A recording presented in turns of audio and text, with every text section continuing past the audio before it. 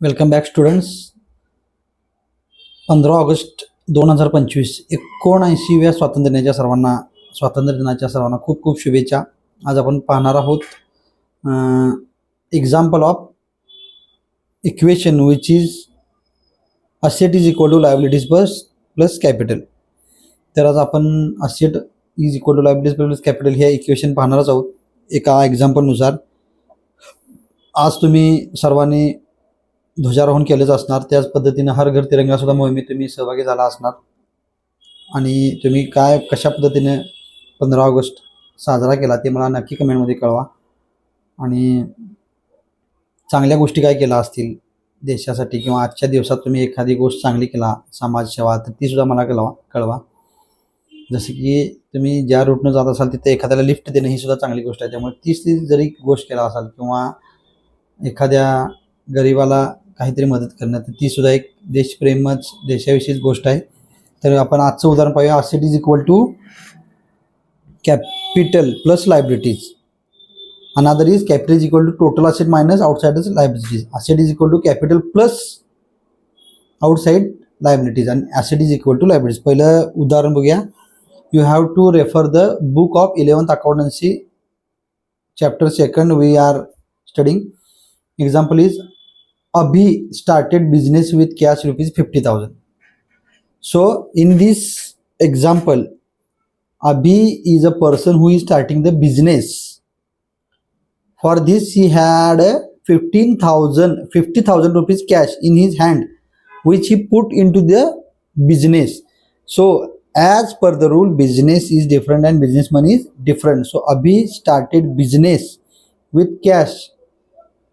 The cash is with Abhi, but now he invested. He used this cash for the business. So now the cash belongs to the business. So when the proprietor or owner give the money to the business, it's known as a capital. So accounting equation, you know that asset is equal to capital plus liabilities. Asset is equal to capital plus liabilities. So in this equation, asset, which asset is there in this example? Cash. अभिनं व्यवसाय सुरू केला 50,000 रुपये cash घालून. व्यवसायामध्ये स्वतःकडचे पैसे त्याने बिझनेसला दिले, म्हणजेच काय स्वतःकडचं कॅपिटल त्याने कॅश जे स्वरूपात रोखीने ते बिझनेसमध्ये दिलं आणि बिझनेससाठी ही काय झाली कॅश म्हणजे असेट झाली. पहिले इक्वेशन काय? Asset is equal to capital plus liability. Capital किती रुपये? 50,000. तीच काय आहे? कॅश आहे. म्हणजे जे कॅपिटल स्वतःकडचं होतं ते त्यानं बिझनेसला दिलेलं आहे. त्यामुळं asset is equal to capital plus liabilities. याचं उदाहरण बघताना असेटच्या खाली येणार कॅश, कॅपिटलच्या खाली येणार कॅपिटल, लायबिलिटीच्या खाली येणार लायबिलिटीज. कॅश किती आहेत? 50,000 बिझनेसला मिळालेले आहेत. ते कोणाचे होते?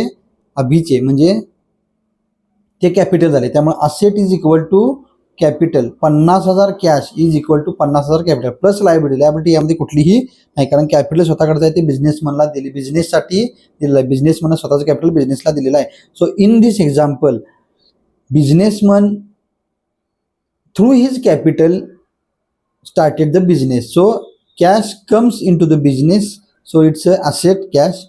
Capital is owner's amount, which is known as capital, means it's a liability as regard per the business. So you have to focus on business owner. Second, Abhi purchased a machinery from HP company on credit of rupees 10,000. 50,000 रुपये cash देऊन व्यवसाय सुरू केला. आता त्याने काय केलं? Machinery घेतली व्यवसायामध्ये. किती? HP कंपनीची, क्रेडिटवर 10,000ची. So in this example most important thing is there is a credit transaction. So if there is a credit transaction, the name of the creditor is must be recorded. HP कंपनीकडून 10,000 रुपये उधारीवर वस्तू machinery घेतलेली आहे. म्हणजेच काय? HP company ही आपली व्यवसायाची क्रेडिटर आहे. HP कंपनी ही व्यवसायाची क्रेडिटर आहे.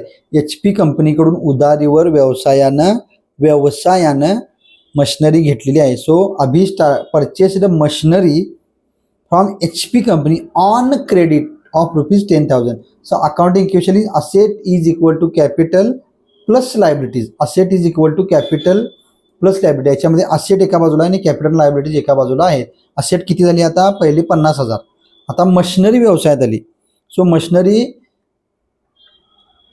bought into the business on credit terms. So machinery and asset, so it's a 50,000 cash which is asset, and machinery also is included in this, so it's a amount of 10,000. So cash and machinery, these are the both assets, and at the other side capital is as it is 50,000 plus there is a one liability of 10,000 rupees. So equation is asset is equal to capital plus liabilities. As asset side there is a cash of 50,000 and 10,000 rupees machinery.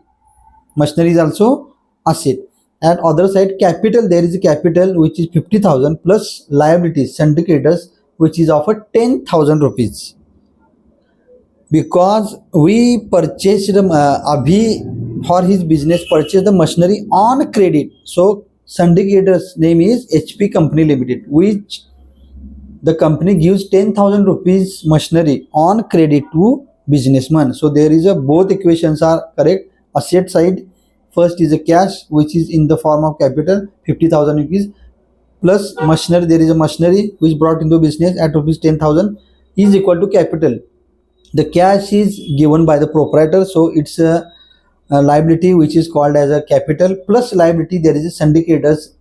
The creditor's name is HP Company Limited, which give the machinery on credit. So 10,000 of creditors rupees. So another time equation is equal 60,000 asset, 60,000 liabilities. Now Abhi purchased the goods rupees 20,000. Abhi purchased the goods rupees 20,000. In this example there is a cash transaction, no credit transaction is there. अभिनं वस्तू खरेदी केल्या 20,000 रुपयाच्या. आपलं equation काय, asset is equal to capital plus liabilities. Asset is equal to capital plus liabilities. Asset साईडला काय काय येणार आता, कॅश पहिल्यांदा होतच, मशिनरी पण होते, आणि आता गुड्स घेतल्यात व्यवसायामध्ये म्हणजे स्टॉक झाला. Goods that we purchase the goods for resale to earn the profit. So it's a stock. So now another equation is old balance is 50,000 plus 10,000 machinery plus stock. But now the new transaction is there is a stock, so cash is decreased and goods goods are there for the cash. खरेदी आपण रोखीने केले, त्यामुळे आपल्याकडे पहिल्यांदा जी capital स्वरूपात 50,000 रुपये होते त्यातले पैसे वापरून आपण 20,000 रुपयाची स्टॉक खरेदी केले. म्हणजेच काय झालं, 50,000तून 20,000 रुपये कमी झाले, म्हणजे 20,000 रुपयाची स्टॉक झाले, गुड्स झाले, 30,000 रुपयाची कॅश झाली, आणि पहिला मशिनरीचा बॅलन्स 10,000 आहे तसा आहे. So the new transaction at the asset side is cash rupees 30,000 because we use the cash to purchase the goods on cash basis. So it's a cash transaction, रोखीचा व्यवहार आहे. त्यामुळे machinery of 50,000 plus machinery of 10,000 plus 20,000 rupees of stock, and at the other side as it is capital of 50,000 plus syndicators of HP Company Limited 10,000 rupees. हे झालं तिसरं transaction. चौथं आपण next example मध्ये बघूया. परत तेच आहे, Rohit Sharma started business with cash rupees 50,000. मगाशी अभिनय व्यवसाय सुरू केला होता, आता रोहित शर्मानं सुरू केला आहे. 50,000 रुपये कॅश व्यवसायात आले, त्यामुळे काय काय येणार, Rohit Sharma started business with cash rupees 50,000. याच्यामध्ये असेटला 50,000 कॅश आलेली आहे. लायबिलिटीज अँड कॅपिटलमध्ये कॅपिटल 50,000 रुपयाचे. Asset is equal to liabilities, capital and liabilities. Asset is equal to capital and liabilities. त्यामुळे असेट साईडला 50,000 रुपये cash is equal to capital of 50,000 रुपये which is belongs to Rohit Sharma who use this capital to start the business. So now he is the giver of the money into the business. So business is the receiver. So 50,000 comes into the business in form of cash which is given by the proprietor. So the amount of proprietor which is given to the business is called as capital. दुसरा purchase the goods from Dhoni on credit rupees 10,000. याच्यामध्ये रोहित शर्मानं धोनीकडून उधारीवर वस्तू खरेदी केलेली आहे 10,000 रुपयाच्या. चालते, त्यांची काय टीम एकच आहे, IPL मध्ये सुद्धा असतातच, त्यामुळे त्यांच्यात देवाणघेवाण चालत असेल. आपल्याला काय, आपण सुद्धा आपण मित्रांच्याकडून उधारी घेतो, वस्तू घेतो, दोस्ती ते चालतच असतं. त्यामुळे purchased goods from Dhoni on credit. याच्यामध्ये काय झालं, असेट 10,000 रुपयाची वाढलेली आहे गुड्स स्वरूपात, स्टॉक स्वरूपात, पहिला 50,000 रुपये कॅश होती, त्याच्यामध्ये 10,000 रुपयाची स्टॉक गुड्स वाढल्या, त्यामुळे 60,000 रुपये झाले. दुसऱ्या साईडला लायबिलिटीज 10,000 वाढल्या, ऑलरेडी 50,000 रुपये कॅपिटल होते. लायबिलिटी का वाढल्या? कारण आपण purchased goods from Dhoni on credit, so it's a liability. We have to pay the money to the Dhoni. Third is the sold goods to Virat on credit ₹20,000. याच्यामध्ये वस्तू उधारीवर विकलेली आहे. 60,000 रुपयाची जी आपली असेट होती त्याच्यामधून 20,000 रुपये कमी झालेले आहेत. काय? कुठल्या स्वरूपात? वस्तू स्वरूपात. त्याच्यामुळे याच्यामध्ये काय झालेलं आहे, 20,000 रुपये इकडे कमी झाले, पण क्रेडिट ट्रान्झॅक्शन असल्यामुळं तिथं डेटर्स कोण आहे? विराट आहे. आपण त्याला उधारीवर दिलं आणि डेटर्स हे काय आहे? असेट आहे. त्यामुळं both entries are on asset side because we sold the goods, so we minus 20,000 rupees as goods are going out of the business. व्यवसायातून वस्तू गेल्या, but at the same time त्या आपण उधारीवर विकलेल्या आहेत. आणि उधारीवर कोणाला विकलेल्या आहेत? विराटला. त्यामुळं विराट is a debtor because we have to receive the money from Virat. Debtor from whom we have to receive the money of 20,000 rupees.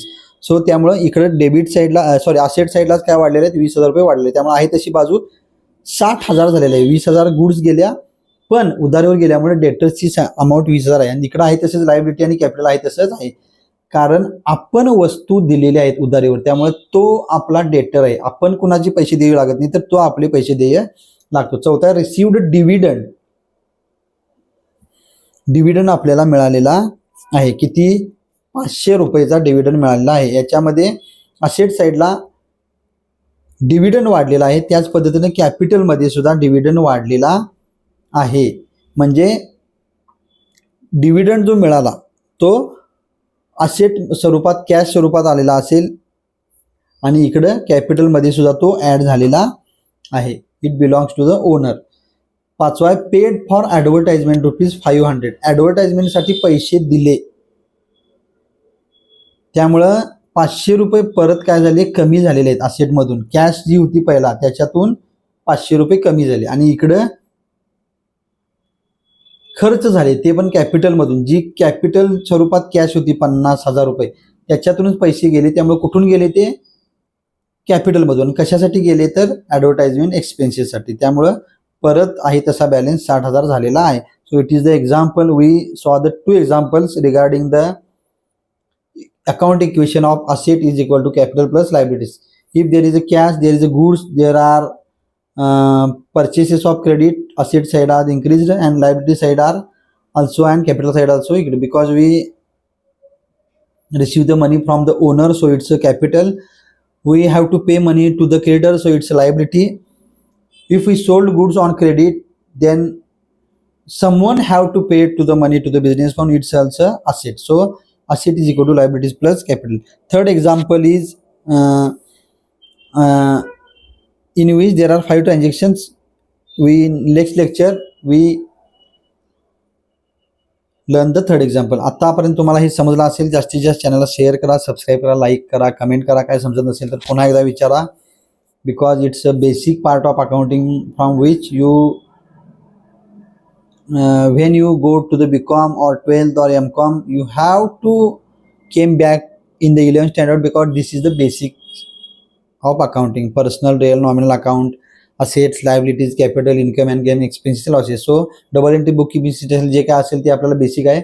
So it's good to revise, to recalculate, to recap in your mind. So, and if there is any queries, please you have to put it on comment section, or you have to write it on in a comment section. In next lecture we can solve it. So याच्यामध्ये आपण आज काय भेटलेलं आहे? asset is equal to capital plus liability. याच्यातली 2 उदाहरणं भेटले आहेत. जे दुसरे उदाहरण भेटले त्याच्यामध्ये तुम्हाला जर चौथ्या आणि 5व्याला काय अडचण येत असेल ट्रान्झॅक्शनला, तर मला सांगा. अजून पण सांगतो, रिसिव्ड डिव्हिडंड चौथं ट्रान्झॅक्शन जे होतं दुसऱ्या उदाहरणातलं, त्याच्यामध्ये 500 रुपयाचा डिव्हिडंड मिळाला. म्हणजे काय झाली? तुमची कॅश वाढली म्हणजे तुमची कॅपिटल सुद्धा वाढलेली आहे, कारण डिव्हिडंड मिळाला. म्हणजे कॅश वाढली आणि कॅपिटल सुद्धा वाढले. आणि त्याच्यानंतर ॲडव्हर्टाइजमेंटमध्ये खर्च झाले म्हणजे कॅश कमी झाली. आणि कशातून कमी झाली? कॅपिटलमधून कमी झाली, कारण कॅपिटल स्वरूपात कॅश त्यांनी दिलेली होती, त्यामुळे त्याच्यातून ती कमी झालेली आहे. Because when we expense something we have to use first the capital accounts amount. Thank you. Share, subscribe, like and comment.